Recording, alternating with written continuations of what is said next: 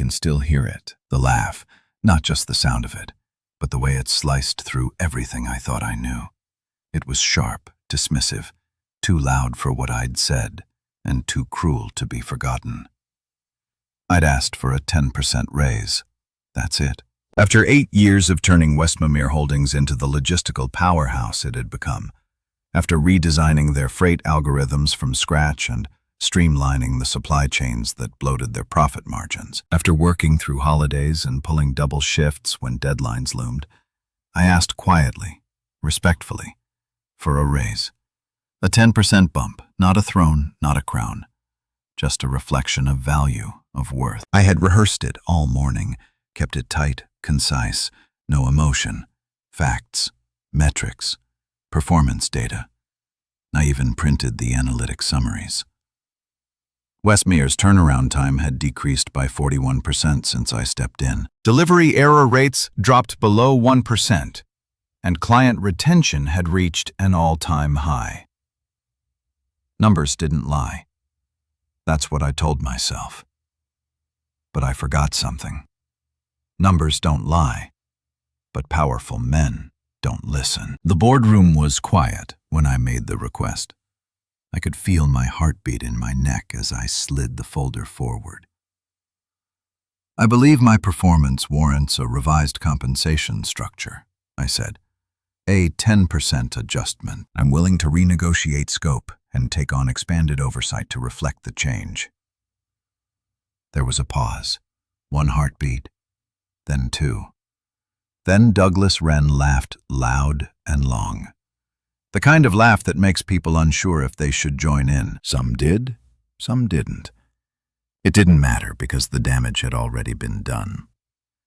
His voice echoed in that cold glass box of a room, bouncing off polished walls and designer light fixtures like it had been waiting to humiliate me. Try elsewhere, he chuckled, shaking his head as if I'd told the punchline of a joke. He didn't even open the folder. 10%, he repeated, savoring it. Cute. What cut deeper than his words was the silence that followed. No one challenged him. No one asked to review my report. No one even shifted in their seats. And Celia, my wife, his daughter, sat 2 seats away, spine straight, lips tight, gaze fixed on the marble table. She didn't say a thing, not a word, not even a glance in my direction. I felt something hollow out inside me in that moment, like a slow, silent cave-in behind the ribs. I wasn't angry, not yet. What I felt was clarity, a chilling kind of awareness that slithered up the back of my neck and told me the truth. I was never one of them. Not really. Not in this room. Not in this family. I was tolerated, utilized, convenient, married in, and handed a position that everyone assumed I was lucky to have. But they had no idea. They had no idea the systems I had built didn't begin here. They had no idea that the things they leaned on, automations, routing software, predictive scheduling tools, came from me, not from Westmere. From the hours I put in long after everyone else went home, on my own laptop, at my kitchen table. They didn't ask how I did it. They just took it because I was loyal, because I married into the name. They assumed I wouldn't walk away, that I couldn't. I sat there in the conference room, not blinking, not moving, as Douglas continued the meeting like nothing had happened. My face didn't show anything. No humiliation, no heat. I just nodded once, quietly closed the folder, and folded my hands. The rest of the hour blurred into muffled voices and charts and projections I couldn't focus on. All I could see was Celia's profile, her face carved in stillness as never meeting mine. And I realized something else. Maybe she believed it too, that I didn't deserve to ask, that I should have known my place. By the time the meeting ended, I had made a decision. Not out of spite, not out of emotion, but out of certainty. I wasn't going to fight them for respect anymore. I wasn't going to justify myself or beg for a seat at a table that was designed to shrink me. I stood slowly, tucking the folder under my arm. As I turned to leave, Douglas clapped a hand on my shoulder. "No hard feelings, huh?" he said, still smiling. "We value your work, son." "Of course," I said, with a calm he mistook for submission. No hard feelings at all. But as I walked out of that boardroom, I wasn't the same man who had walked in. Something in me had been rewritten. That laugh, it didn't just humiliate me. It rewired me. Lit a fuse that had been waiting too long in silence. They thought they'd reminded me of my place, but all they really did was show me the door. And I had every intention of walking through it, because I had already built the blueprint for my future. Quietly, thoroughly, privately. They laughed because they thought I had nothing but this job, this title, their approval. They didn't realize I'd been preparing for this moment all along. And this was only the beginning. The house was quiet when I got home that night. Celia didn't come back with me, said she had worked to finish at her father's estate. I didn't ask questions. I didn't need to. The silence between us had grown roots, deep ones. We used to talk about everything, her cases, my systems, where we wanted to travel. Now even the air between us felt transactional, polite, distant. I didn't bother turning on the lights as I walked through the living room, dropping my keys into the bowl by the door. My shoes came off next, then the jacket. My tail loosened like it didn't want to be part of me anymore. I moved on instinct, right past the kitchen, past the dining room, down the hallway to the den I'd converted into an office 5 years ago. That room knew the truth better than anyone else. I opened the bottom drawer of the bookshelf and pulled out the old black notebook, leather-bound, spine slightly cracked from years of thumbing through it, the corners curling from use. I laid it gently on the desk like a surgeon prepping for a delicate operation. It didn't look like much, just scribbles, columns of numbers, diagrams of flowcharts, process maps. But this notebook was the reason Wesmere became what it was, and they never even knew it. Most people in the company assumed I was just good at implementing tools already out there. Some thought I used a team to draft models behind the scenes. They had no idea every algorithm used in the Renware suite came from this notebook. Every routing adjustment that saved the millions. Every scheduling module that cut costs. Every projection system that doubled their quarterly fulfillment. It was all born here, on weekends, late nights, coffee-fueled early mornings when I couldn't sleep and needed to work out an idea. At first it had been passion, then it became habit. Then it became the silent backbone of Westmeyer Holdings. They never asked who owned it. They just assumed it belonged to them. But they were wrong.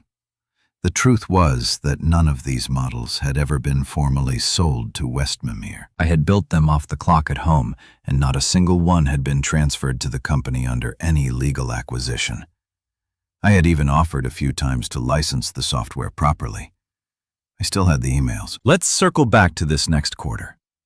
Regina Hahn, Westmeyer's legal counsel, had replied once. That next quarter never came. They preferred to use the tools without paying for them. Why bother? I was family. I'd never leave. Their arrogance became my leverage. I sat down and flipped open the first few pages, tracing the timelines. Each system had an origin date, a build phase, beta testing data. I used a system of initials and color-coded tabs to track version control. I'd always been obsessive like that. Some called it neurotic. I called it insurance. The deeper I flipped, the angrier I felt. Not with them, but with myself. I had given too much, too freely. I had built an empire under their name. Believing the proximity to power was the same as possessing it. But I was done trading brilliance for breadcrumbs. I opened my laptop and began scanning pages into a secure drive, categorizing everything, routing algorithms, smart inventory balancing, automated carrier bidding templates. Each document was labeled, time-stamped, encrypted. I backed everything up twice, external SSD and a remote encrypted cloud vault. If they wanted to challenge me down the line, they'd learn I didn't move impulsively. I moved strategically. When I reached the section titled Predictive Freight Demand Gen 3, I paused. That was the crown jewel. Westmeyer had implemented a trimmed version of this 2 years ago. The version they had could predict shipping trends about 10 days out. But this version saw 30 days ahead. Combined with real-time data feeds, it was like giving a logistics firm a crystal ball. The next iteration was nearly done, and it didn't belong to them. It never had. My phone buzzed. A message from Celia, still at the estate. Don't wait up. I stared at the screen for a moment longer than I should have. There was no apology in her message, no acknowledgement of what happened in the boardroom. Maybe she thought it would blow over. Maybe she thought I would just take the insult and stay quiet. She didn't know who I'd become in that room. Or maybe she did, and she just didn't care anymore. I placed the notebook gently back on the desk, opened my email, and clicked through old folders. There it was. The white paper I'd written years ago, redefining velocity and freight distribution. I'd published it anonymously in a niche logistics journal. A few industry folks had reached out afterward. One name stood out. L. Julian Moreland, CEO of Redwood Logistics. I'd saved his email. He had written, "Brilliant work. If you're ever ready to have your name attached to your ideas, reach out.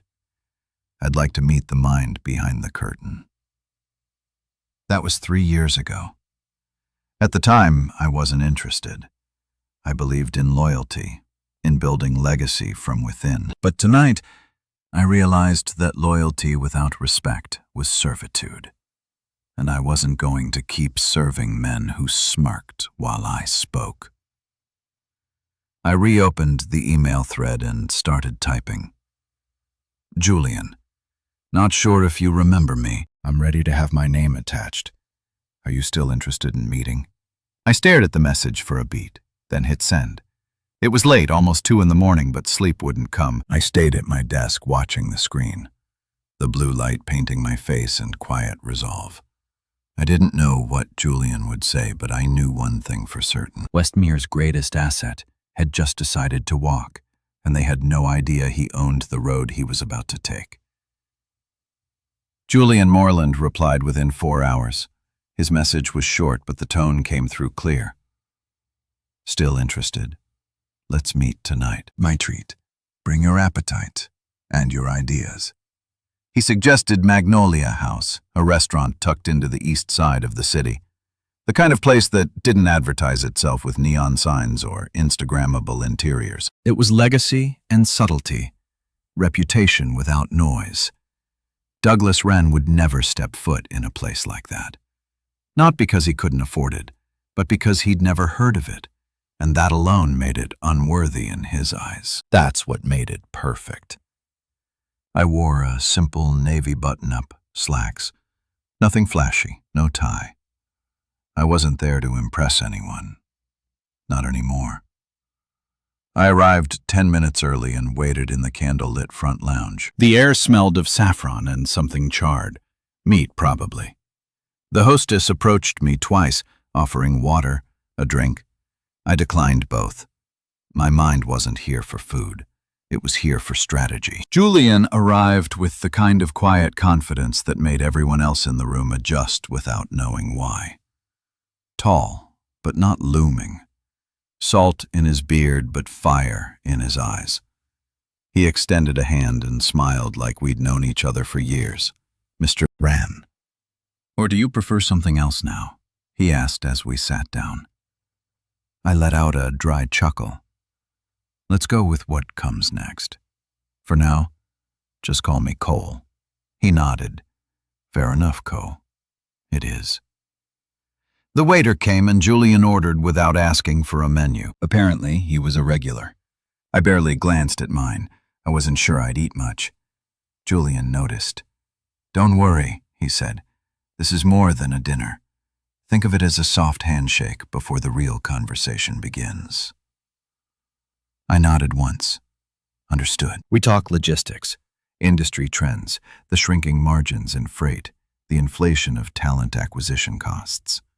But it didn't take long before he leaned forward, laced his fingers together, and said, "Tell me what you've really got." I know Westmere didn't do what it did without someone pulling smarter strings behind the scenes. That summons you. So, what exactly are we discussing here tonight? I reached into my briefcase and pulled out 3 laminated sheets. No labels, no titles, just flow diagrams, predictive modeling outlines, forecasting TARs, things only someone deep in this world would recognize. Julian's eyes lit up like a man reading a map to buried treasure. "You built these from the ground up," I said. "All outside of company hours, all mine. And Westmere's using them.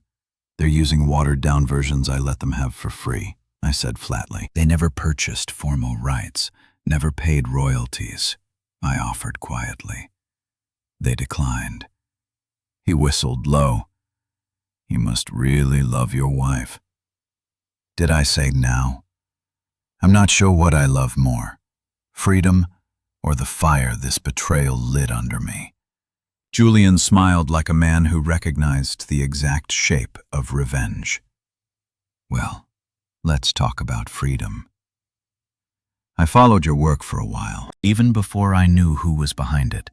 You built Westmere's rise, but they made sure your name never touched a single press release. You ready for that to change?" I didn't blink. "I'm beyond ready." He leaned back, nodding. "Here's my offer. You come on as Redwood's Chief Architecture Officer. You'll lead all system innovations, full authority. You want your own team? Hand-picked them. You want stock? I'll give you 2% equity up front with quarterly vesting. You want your name on the patents? Done. You'll be the architect, not the builder who gets thanked in footnotes." It was more than I'd expected. Not just the money, though. Triple my current salary wasn't nothing, but the power, the recognition, the ownership. He was offering me my identity back. Julian paused, watching me. "Take your time. I'm not a man who rushes genius." I didn't need time. I reached into my briefcase again and slid a preliminary version of my proprietary system, Project Horizon, across the table. "I'll sign an MU tonight. A formal contract can follow, but I want a clause added, which is freedom to recruit talent from anywhere, including Westmere." He grinned. "I was hoping you'd say that." We ate. Or rather, he did. I mostly pushed steak around the plate and tried not to think about Celia, not about her silence in the boardroom, not about the message she hadn't sent since I left. This wasn't about her anymore. This was about what I had built and what I would build now that the restraints were gone. Julian raised his glass toward the end of the meal to being underestimated, he said. I clinked my water against his wine, and to what comes next, we walked out together. He offered to send a car, but I declined. I wanted to walk, wanted to feel my heels against the pavement, grounded and deliberate. I didn't rush. I let the night wrap around me like armor. By the time I got home, Celia's car was gone. No note, no message, just silence. It didn't hurt like I thought it would. Not anymore. I walked into my office, placed the signed Amoy on my desk, and opened the notebook again. This time I smiled as I flipped through it. For the first time, these pages wouldn't be filtered through someone else's legacy. For the first time, the work and the name attached to it would be mine. Celia's family dinners were always back dressed up as tradition. Wren Wednesdays, they called them. Same seats, same servers, same rooftop view of the city skyline. Everything choreographed, crystal glasses where no one drank more than a third. Laughter that never reached the eyes. and compliments disguised as dominance. Douglas ran. My father-in-law took the head of the table like it was carved for him, always the loudest voice, always the one to toast, always with a speech at the end, as if the boardroom didn't follow him into the dining room. Celia sat 2 seats down from him. I was across from her. Always across, like even the table knew I wasn't one of them. I used to smile through these dinners, not when I was supposed to laugh at his rehearsed jokes, raise my glass to achievements I had quietly made possible but was never named for. But tonight was different. I wasn't there to belong. I was there to end it. We arrived together, Celia and me, but didn't say much in the elevator. Her perfume was expensive, understated, like everything about her. She looked stunning, but distant. Her gaze didn't linger on me, not even once. I wondered if she knew, if she had sensed the shift in me, felt it rising beneath the silence of our last few weeks. She didn't ask why I was carrying a sealed envelope in my blazer. She didn't ask much of anything anymore. The dining room staff welcomed us with that polished, overpracticed warmth that luxury breeds. I sat down, greeted Douglas with the usual "evening, sir," and took my place. I sipped from the wine he liked, complimented the duck confit even though it tasted like ash in my mouth, and waited until the second course was served. The timing mattered. I wanted the room full. I wanted witnesses, not out of pettiness, but for clarity, so there'd be no confusion about what I said or who I said it to. The clinking of silverware dulled for a moment as I reached into my blazer and pulled out the envelope. Douglas looked up mid-chew, amused, as though expecting a birthday card. "What's this?" he asked, dabbing the corner of his mouth with a cloth napkin. "My resignation," I said. My voice didn't rise. It didn't need to. Celia's fork slipped and hit her plate with a sharp clatter. Douglas stopped chewing. The amusement drained from his face, replaced by a flash of confusion that quickly calcified into prideful dismissal. "Excuse me," he said, as if the words couldn't register. I placed the envelope in front of him, centered it on the white linen. "Effective in 2 weeks. I'll submit the formal transition documents to HR tomorrow. I've already made a list of my responsibilities for reassignment." The silence was loud. Knives hovered mid-air. No one reached for bread. Across the table, Celia didn't look at me. Not in shock, not in anger, just nothing. That absence hurt more than I thought it would. Douglas slowly pushed back in his chair, arms folded. "You're joking. You told me to try elsewhere," I said evenly. I did. A few of the cousins blinked, unsure if they should be impressed or horrified. Celia's mother cleared her throat but didn't speak. I glanced around the table, locking eyes with each of them, not for effect, but so they'd remember. Remember, I didn't yell, didn't flinch. I just walked out with my spine straight and my pride intact. Douglas scoffed. "Do you understand what you're walking away from?" "Yes," I said. "I do." "You're throwing away your future." "No," I said calmly. "I'm reclaiming it." The waiter arrived to pour wine and froze mid-step, unsure whether to proceed. I waved him off gently. The poor kid didn't need to be part of this. "You think you can do better?" Douglas asked, but the edge in his voice was brittle now. "But someone else will give you what we gave you." "I'm not interested in what's given anymore," I replied. "I'm interested in what's earned." He looked at Celia then, searching for backup, for outrage, for a shared look of contempt that could stabilize the table. But she just sipped her water, not a flicker of protest. Maybe she was in shock, or maybe, just maybe, she had nothing left to say because she knew what this family had taken from me. I stood up, buttoned my blazer. "Thank you for dinner," I said, "and for the years I spent in service to Westmere. They were not wasted. They were just misdirected." I turned to leave. Douglas called out, "You won't be welcomed back." I paused only long enough to respond. "That's the idea." I walked out of the restaurant with my hands loose at my sides, my pulse calm. I didn't storm out. I didn't make a scene because power doesn't come from volume. It comes from certainty, and I had never been more certain than in that moment. I had spent 8 years building someone else's legacy. Now I would build my own. Outside, the wind off the rooftops was cold against my skin. My phone buzzed, the message from Julian. Everything's still on track. I typed back. Resignation delivered. No fireworks, just silence. The best kind. His reply came a moment later. Perfect. Let me know when you're ready to finalize team structure. We're clearing a floor for your division. I looked back once at the glass tower behind me. The dining room was still glowing from within, forks picking up again, wine being refilled, the machine of the Wren family turning on without a hitch, as if nothing had happened. And maybe to them it hadn't, but to me, everything changed. Not because I left, but because I finally chose myself. For the first time in years, I didn't feel small walking away from that table. I felt taller. I walked into HR the next morning with the calm of someone who knew he was untouchable.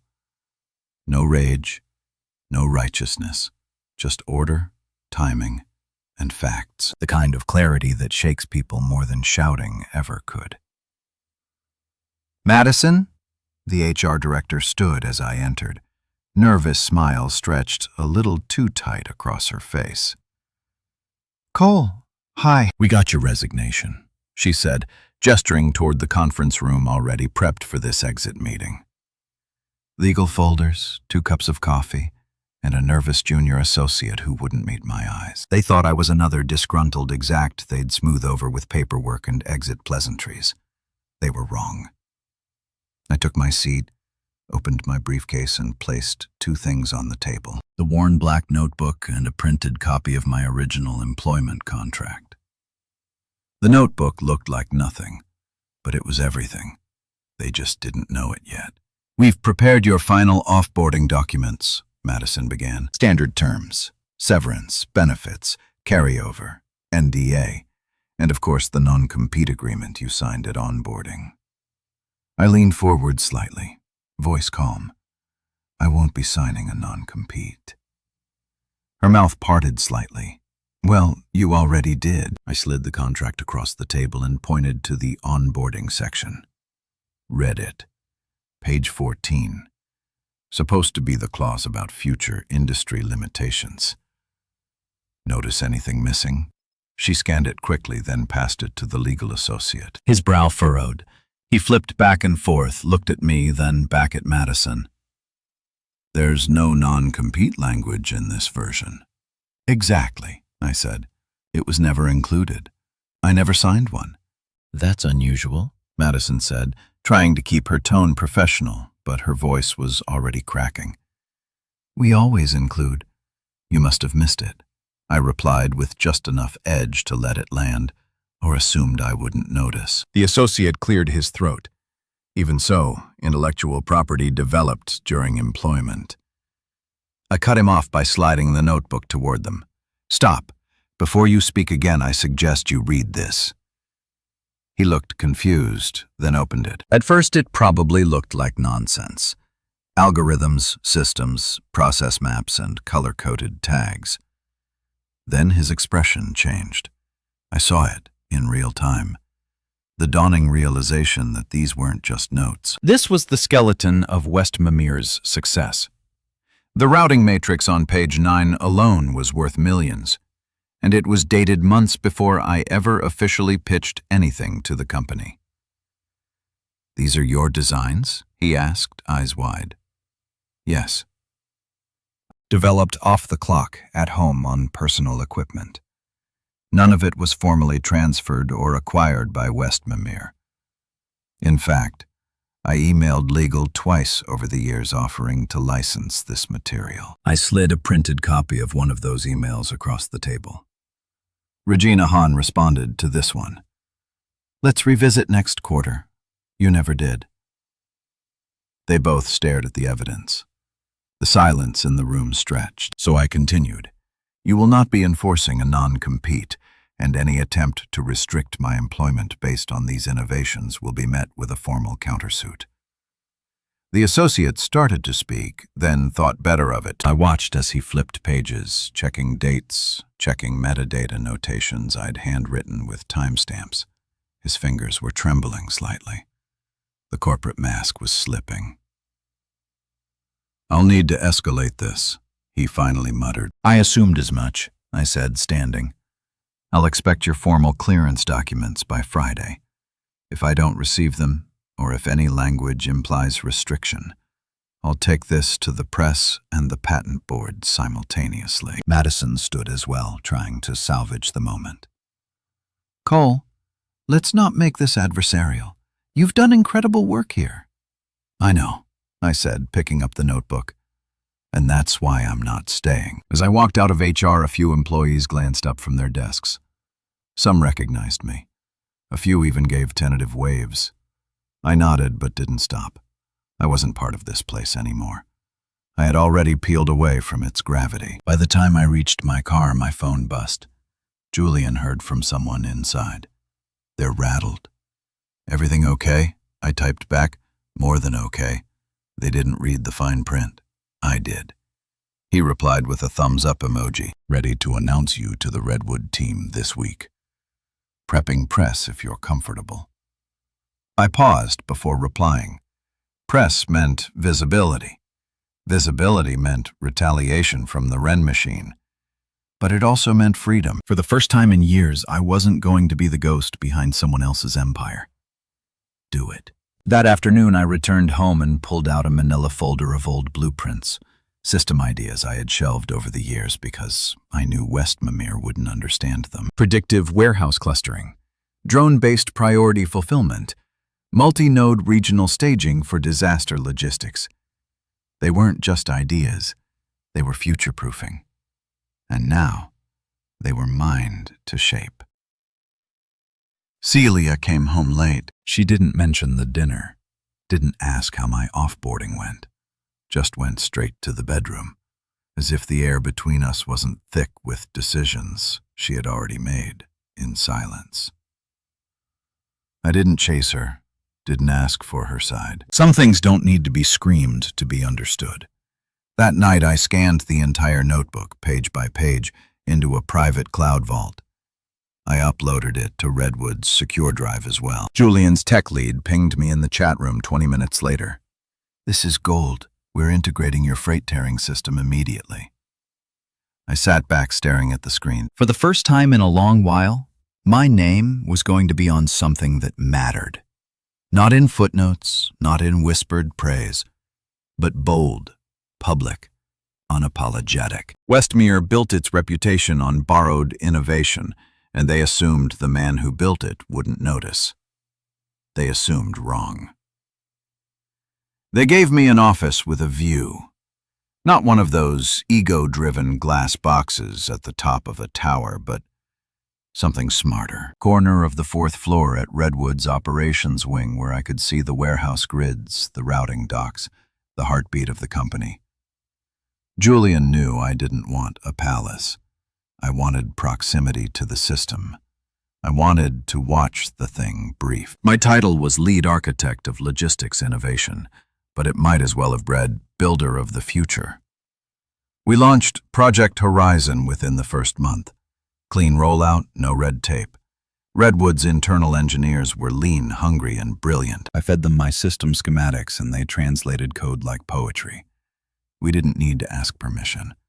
There were no 12-person committees second-guessing every line of implementation. No legacy weight slowing us down. Everything I'd wanted Westmere to do years ago, we did in weeks. Horizon wasn't just a tool. It was a shift. A fully adaptive, predictive delivery management engine. Real-time response to traffic, warehouse delays, weather disruptions. Machine learning forecasted shipping demand patterns with frightening precision. Clients didn't just notice, they were stunned. Within 3 weeks, our client support center started receiving emails that all read the same way. "How are you doing this?" And I didn't hide the answer because the world needed to know. We sent out a press release. Julian's team drafted it, but I added the closing line myself. Redwood Logistics is proud to announce Project Horizon, designed and led by Cole Wren, to redefine what efficient, ethical, and intelligent logistics looks like in the 21st century. For the first time in my career, my name was tied to my work publicly. I didn't hide behind acronyms or Wren Holdings letterhead. I stood in the light, and Wesmere noticed. The first account we flipped was Callahan Industrial. Medium size, high volume, distribution, heavy. They called us after 1 week of Horizon's public launch. They'd been with Westmere for 8 years, but were suddenly hemorrhaging delays and upcharges. We showed them how Horizon could cut their transit time by 32%, cost by 19%, and waste by half. They signed within 48 hours. Next was Everway, then Kelby Freight, then Easton International. Easton was the real strength. Douglas had once called Easton the diamond vein, the account that paid bonuses across 3 departments and funded Celia's first expansion office. I remember the way he spoke about it at dinner one year, glass raised, saying, "No matter what happens, we'll always have Easton," until they didn't. Julian told me about it on a Tuesday morning. Walked into my office, holding a coffee I hadn't asked for, placed it gently on my desk and said, "You might want to sit." "I am sitting," I said, suspicious. "Eston just terminated their Westmere contract," he replied. "Signed with us 5 minutes ago. It's done." I stared at him, not in disbelief, but in confirmation. The shift had begun. "We onboard them next week," Julian added. "They want a custom build out of Horizon. You leave that." My phone buzzed 15 minutes later, a number I hadn't seen in weeks. Douglas. I didn't answer. Then a message from Celia. "We need to talk about what's happening about Easton." I stared at it for a long time, the glow of the screen pulsing in my hand like a warning light. There was a time not long ago when a text from her would have shifted my whole day, when I would have dropped meetings, rescheduled calls, driven across the city just to sit next to her. But now, her silence at that boardroom table echoed louder than her message ever could. And silence has a memory, when it doesn't let go of easily. I didn't respond. Instead, I walked down to the ops bay, stood at the balcony overlooking the logistics floor, and watched the team work. I saw it all. The numbers being punched into Horizon's live dashboard, the forecast painting dynamic arcs across wall-sized displays, delivery lanes glowing in real time, warehouses syncing in a harmony I dreamed of for years, and every screen bore one quiet watermark at the bottom right, built with Horizon by Cohen. I knew what Wesmere was doing behind the scenes. They were scrambling, trying to find ways to patch the holes without naming them, trying to reverse engineer what they didn't understand, trying to explain to investors why their delivery times were climbing while ours were dropping. They didn't know it yet, but this was just the first blow. Because Horizon was still evolving, we were already developing Horizon Stream, a live client-side dashboard that would let partners see projected bottlenecks hours in advance. Transparent data. No more reactive firefighting, just clarity. Something Westmere had never believed in. Julian called a leadership meeting the next day. 3 weeks in, he told the room, and Redwood is seeing operational metrics we projected for Q4. That's the Cole Wren effect. I didn't smile at the compliment. I didn't need it. I hadn't come here for applause. I came here for air. And finally, I could breathe. That night I drove home and passed Westmere's downtown tower, lit up and sterile as always. I parked across the street and just watched for a while, not with bitterness, with closure. I had spent years giving everything to a building that never once gave anything back. Now, I was building my own. And this was only the first strike. It was a Friday when the envelope landed on my desk. Thick, gold-trimmed, sealed with Westmere's corporate stamp like it was an invitation to a ball. Inside a formal cease-and-desist letter, the first shot fired from Douglas's war chest. The accusation: intellectual property theft. They claimed Horizon was derived from proprietary Westmere technology developed under my tenure. I sat back in my chair holding the letter like it was a joke someone forgot to laugh at. Redwood's legal team gathered in my office within the hour. Julian, Regina from our side, no relation to Westmere's former counsel, and two sharp young associates who could have been partners at any firm in New York if they wanted to be. Julian read the first few lines aloud and let out a breath between amusement and irritation. "They're playing checkers," he muttered. "You're 10 moves ahead on a chessboard." "I told you this might come," I said. "You also told me you documented everything." I slid a thick folder across the table, labeled Asset Authorship Ledger. Inside were printed notarized records, dated logs of development, version histories, screenshots of source code from my personal server, all time-stamped, email threads, cloud backup history, even handwritten journal entries with parallel build timelines. Every bit of Horizon's DNA was created off-site, off-hours, and off-books. Julian opened a second envelope. I handed him Westmere's original employment agreement with me. Highlighted sections showing the glaring absence of an IP clause. No non-compete, no work-for-hire language. Nothing. Jesus. One of the lawyers whispered, flipping through the contents like she was holding proof of a royal scandal. "That's not even the best part," I said, opening my laptop. I tapped into the backup drive and pulled up my email archive.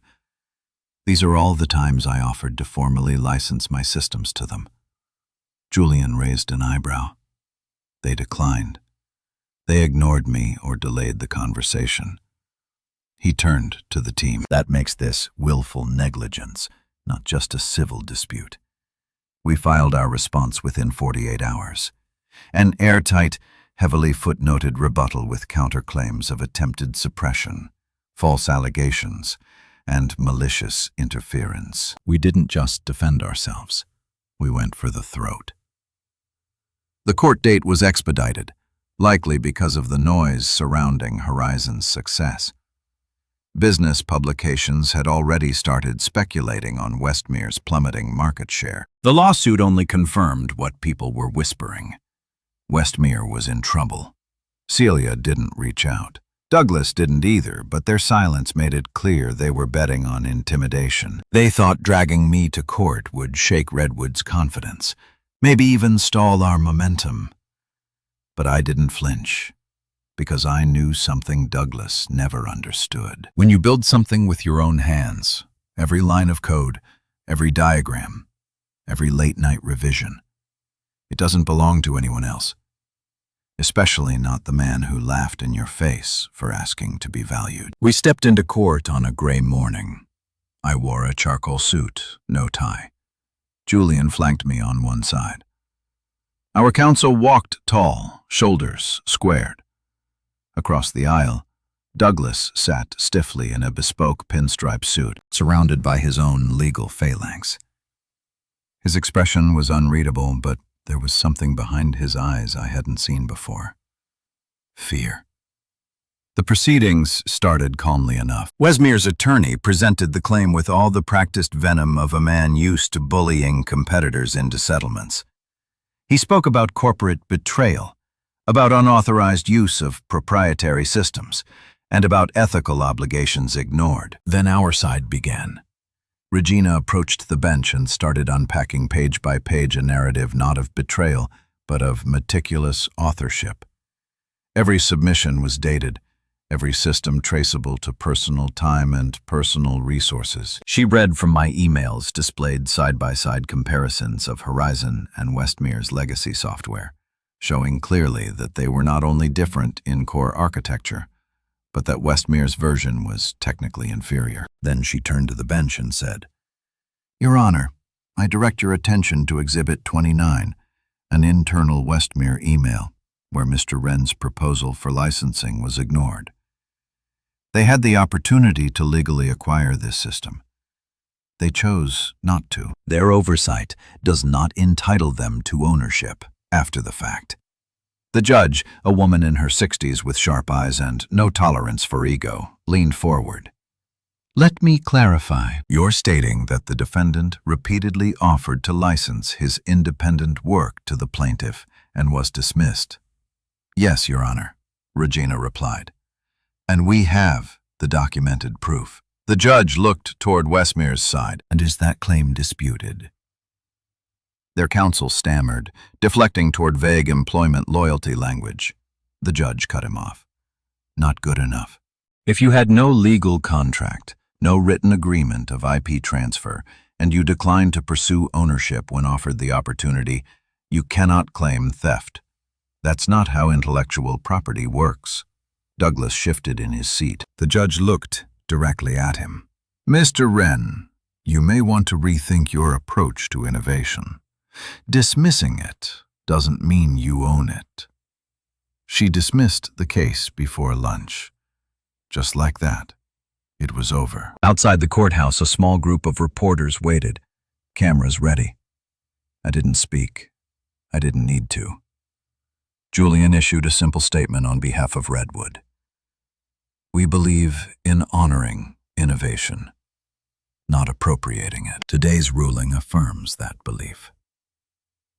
News of the court laws spread like fire through the industry. Westmere's investors began pulling out. Clients asked questions. Internal memos leaked.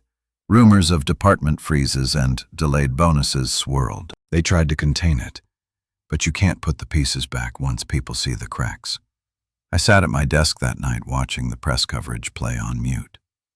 My phone buzzed again, this time from Celia. You didn't have to destroy everything. I stared at it, emotionless. Then I replied, I didn't. I just stopped letting you all take what wasn't yours. She didn't respond. I closed my laptop and turned off the lights. Redwood was quiet, humming with the software of servers and distant conversations. It felt like home, like possibility, like breath. They thought the lawsuit would bury me, but it only confirmed what I already knew. They never owned me. It started with a whisper, not a dramatic headline, not a televised apology, just a quiet rumor. A spreadsheet leaked from inside Westmere showing 23% of their contracts up for renegotiation and not a single new acquisition in 3 months. Then the layoffs began. At first, they trimmed the edges. Regional sales consultants, mid-level analysts. But I knew the pattern. You don't cut out your outer shell unless the rod is already eaten through the center. Redwood's acquisition strategy wasn't driven by revenge. It was a rescue mission. We weren't looking to humiliate Westmere. That part had already been done by their arrogance. We were looking for talent. They thought disposable. I called it Operation Phoenix. We identified the best of Westmere's internal minds. The quiet thinkers, the overlooked creators, the problem solvers buried under bureaucracy. People like Marcia Dean. I still remember her from my first year at Westmere, a senior analyst who taught me the logistics modeling software on my second week. While Douglas barked down directives and took credit for strategies I'd spent nights building, Marca pulled me aside during coffee breaks and said, never underestimate the value of clean data and quiet patience. She was the best mind in that building.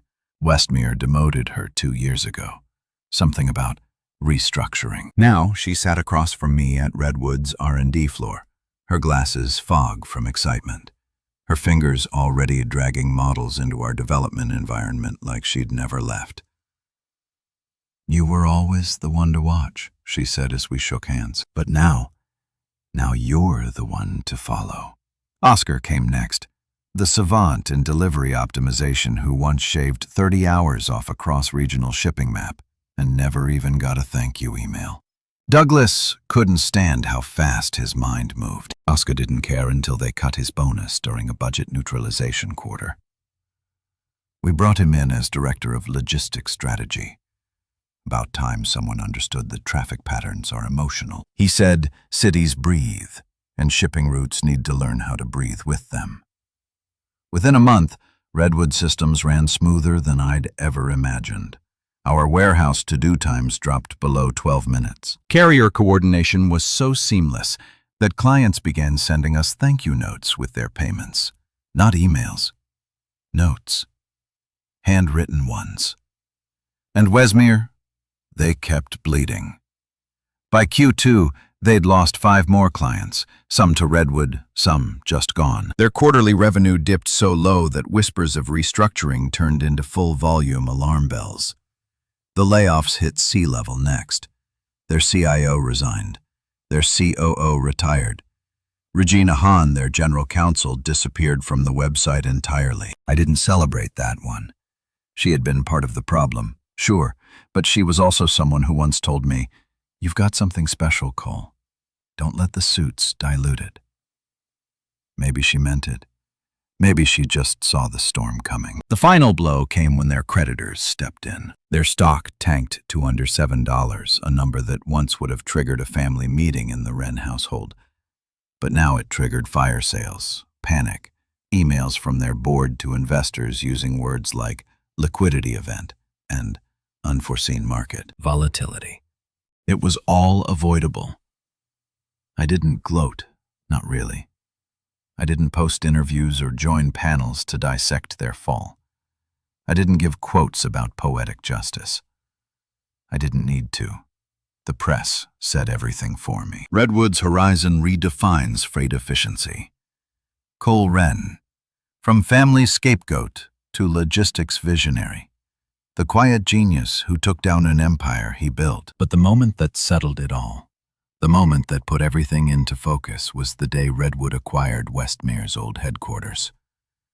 It was a fire sale auction. Julian didn't even tell me we were bidding until after we won. I stood in front of the building on 51st and Elridge, looking up at its glass-paneled facade. The same panels I used to walk beneath every morning, wondering if I'd ever be more than a shadow in that place. Now it was empty. Well, almost. When the keys were officially turned over, Julian handed them to me with a half-smile.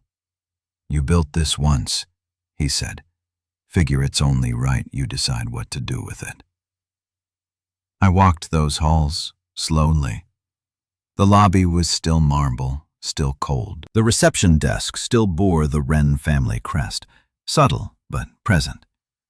The conference room still held the ghosts of 1,000 dismissals, 1,000 smirks, 1,000 silences that told me I didn't belong. But I wasn't here to haunt this place. I was here to bury it. The executive suite, Douglas's old office, was still intact. Same leather chairs, same walnut desk. I ran my hand across the surface, remembering all the times I'd stood across from it, pitching solutions that were too radical, too expensive, not in alignment with the Wren legacy. This desk had never once held an original thought. It had only sat in the reflection of other people's work. I didn't take the office. I didn't even keep the furniture. We cleared the top floor and turned it into an open-air design space, a think tank with live collaboration screens, sandbox servers, and ambient lighting meant to keep ideas flowing. And I gave the best corner spot, floor-to-ceiling view, private alcove, built-in espresso bar to Marcia.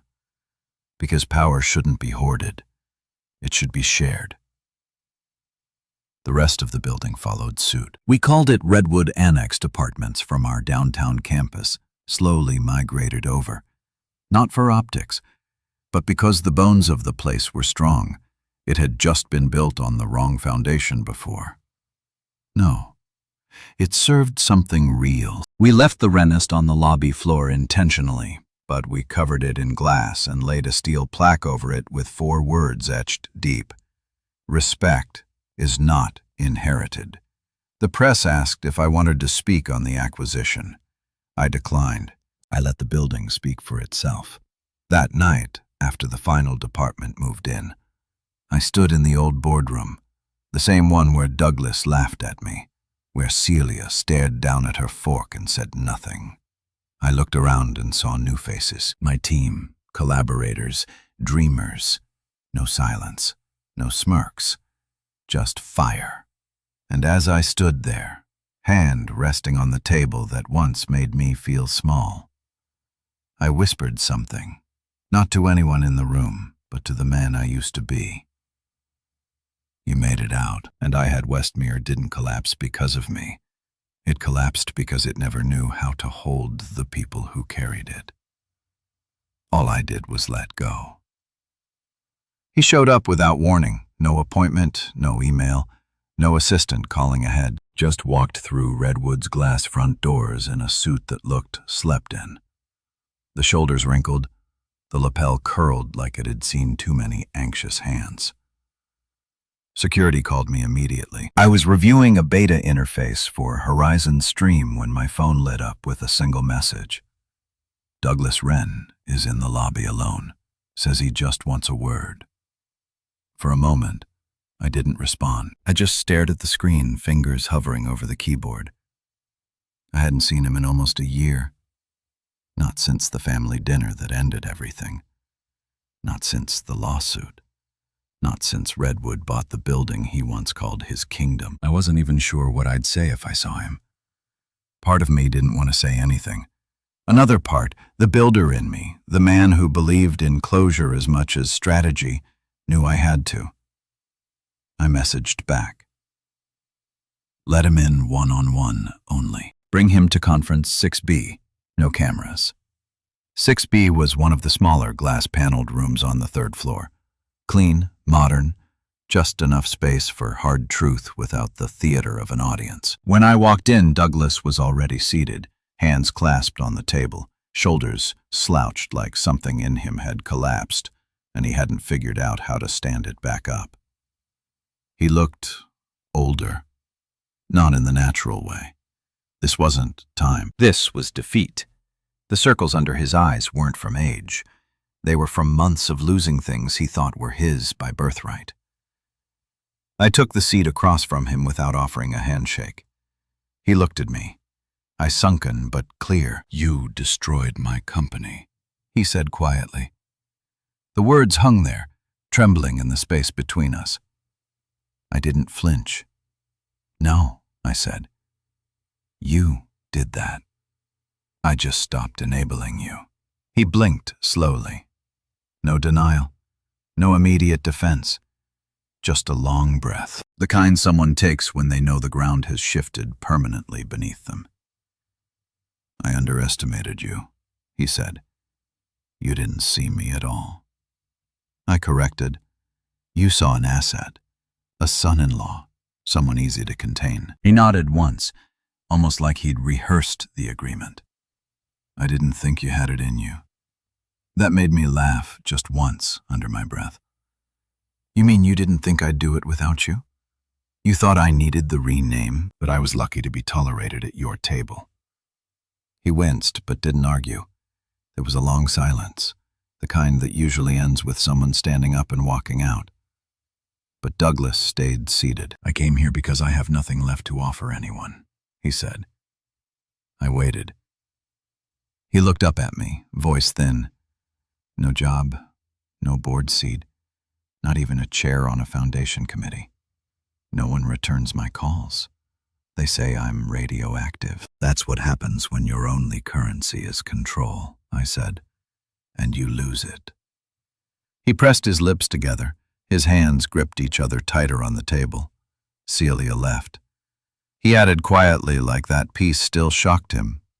I didn't react. I had heard through mutual acquaintances, whispers at events, and eventually through the quiet disappearance of her name from Westmere's legal transition notices. Celia had stayed with him through the worst of it, defended him during the lawsuit, doubled down on the family's image until the walls completely fell. When Redwood hired a forensic auditor to go through Westmere's leftover accounts, we discovered millions in unpaid vendor obligations and off-the-book transactions linked to board members. I never made any of it public, but the stink had already spread. Douglas leaned forward now, his voice lower. Is there anything left for me? At Redwood with you? There it was. I kept my face still measured. You're asking for a job, I said. I'm asking for a place, he whispered. The man who once laughed at me for requesting a raise, who silenced me at every meeting, who watched as his daughter stared through me at boardroom tables, now sitting across from me in my company, asking for a foothold. I built everything, he said too quickly. That name meant something. No, I said it didn't. It was a shadow people stood under because they had nowhere else to go. You didn't build people, you used them. He looked down, ashamed, or pretending to be. I couldn't tell anymore. He had always been so good at wearing the face the room needed. I'm not looking for revenge, I told him. And I'm not interested in humiliating you. That's why I never gave interviews. That's why I never used your name in any public statement. But you and I both know if I let you step into this place now, I undo everything we've built. I'm not asking for an office, he said, just something, anything. I stood. Douglas, your name never respected mine. Now mine outranks yours. That's not revenge. That's balance. That's what happens when silence becomes strategy. His shoulders sagged. I walked to the door and held it open. That's the last truth I have for you, I said, and the only one I owe you. He didn't speak again.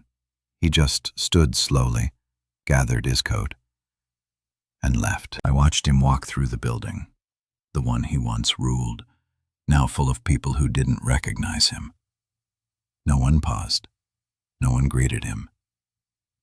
He passed like a ghost, drifting through the halls of a legacy he no longer belonged to. When the door finally clicked shut behind him, I stood there for a while, hands still on the handle. That was the last time I saw Douglas Wren, and the only time I ever saw him small. 1 year later, I stood at the center of a room I never imagined being invited into, let alone celebrated in. The Innovator of the Year ceremony was hosted at the Grand Meridian in Midtown, a place more accustomed to hosting heads of state than logistics nerds like me. But tonight, the room sparkled under crystal chandeliers, and the crowd wasn't made up of silver-tongued CEOs trying to out-toast each other. It was thinkers, engineers, builders, founders, people who knew the value of dirty hands and sleepless nights. When my name was called, the applause felt different than anything I'd ever known. It wasn't polite. It wasn't inherited. It wasn't coaxed by politics or last names or marriage ties. It was real, earned, and I felt every second of it as I walked toward the stage. I paused at the podium, scanning the crowd. No one from the Wren family was in the room. Not Celia, not Douglas, not a cousin or niece or distant relative trying to save face. That part of my story had finally ended. What remained were faces I respected.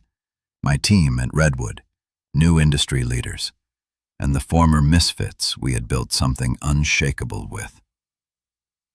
I didn't speak long. I spent years thinking my worth was something I had to prove to people who refused to see it. I began. I thought if I worked harder, stayed quiet, didn't ask for too much, I'd eventually earn respect, that someone would hand me the keys to the door I kept trying to knock down.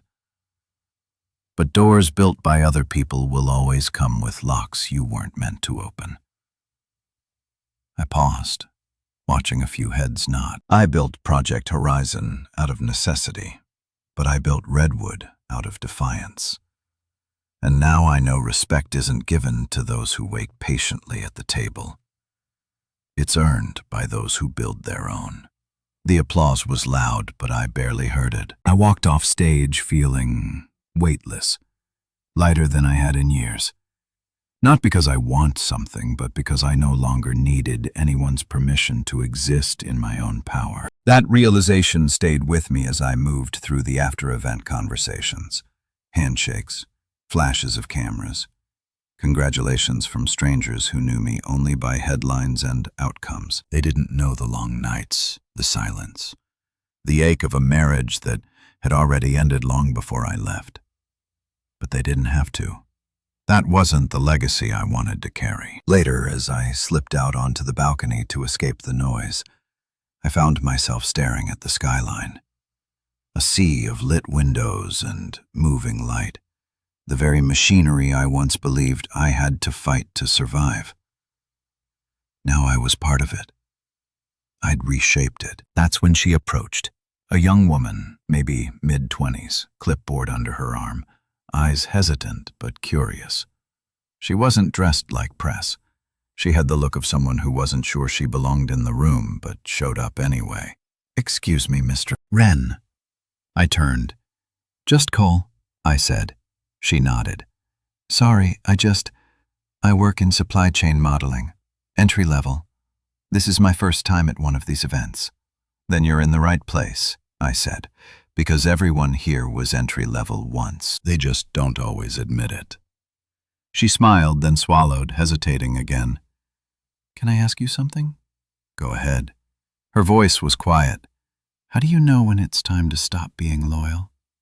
That question hit harder than I expected. Not because it surprised me, but because I had asked it so many times myself. In silence, in doubt, in the moments when I still believed staying meant strength, I looked her in the eyes and said, "When loyalty starts costing you your identity." She blinked, her mouth opened, then closed again. "And what if they call you ungrateful? Then you know you stopped being disposable." She smiled, but there were tears building in the corners of her eyes. I knew that looked too well. I didn't ask what her story was. I didn't need to. She thanked me and left, not in a rush, just with a little more certainty in her step. And that was it. No thunder, no finale, just a quiet echo of what I had lived through. A new generation asking the same questions I once carried like weights. Only now, someone like me was there to answer them. The next morning I returned to Redwood as usual. No fanfare, no press waiting outside. Just the smell of coffee brewing in the shared kitchen, the buzz of code humming through servers, the sound of real work happening. My kind of music. Marcia was already in her corner office, now officially named the Phoenix Suite by the team. Oscar was pacing the corridor near R and tossing out ideas for the beta rollout of Horizon Stream. Everyone was busy building, still hungry, still proud. That afternoon, I walked the halls of Redwood Annex, the same building Douglas once owned, once ruled from with silence and inherited confidence. Now it was humming with laughter, motion, collaboration. Not one trace of the old regime remained. Even the gold-framed portraits of Wren executives had been replaced with digital panels displaying team accomplishments. A rotating feat of impact, not ego. I paused near the entrance where we'd mounted the plaque. Respect is not inherited. People took selfies with it now. Visitors asked about its meaning. Interns told me it made them feel seen. And me? I felt finished. Not done, but finished. That wound, the one I'd carried for so long. The ache of being invisible in a room I helped build. That wound had finally closed. I left the office a little early that day. No destination in mind, just the feeling of air against my face as I walked through the city. This time, I wasn't chasing anything. I wasn't proving anything. I was just free. That night, I sat alone on my balcony, a glass of quiet scotch in hand, thinking back to the man who once asked for a 10% raise and got laughed out of a room. That man didn't disappear. He evolved. They tried to make me feel small. They tried to make me grateful for scraps. They tried to erase my name from the story I wrote. But here I was, not a whisper behind a curtain, not a signature buried beneath someone else's crest. A name carved, spoken, respected. Mine. And for the first time, it meant something.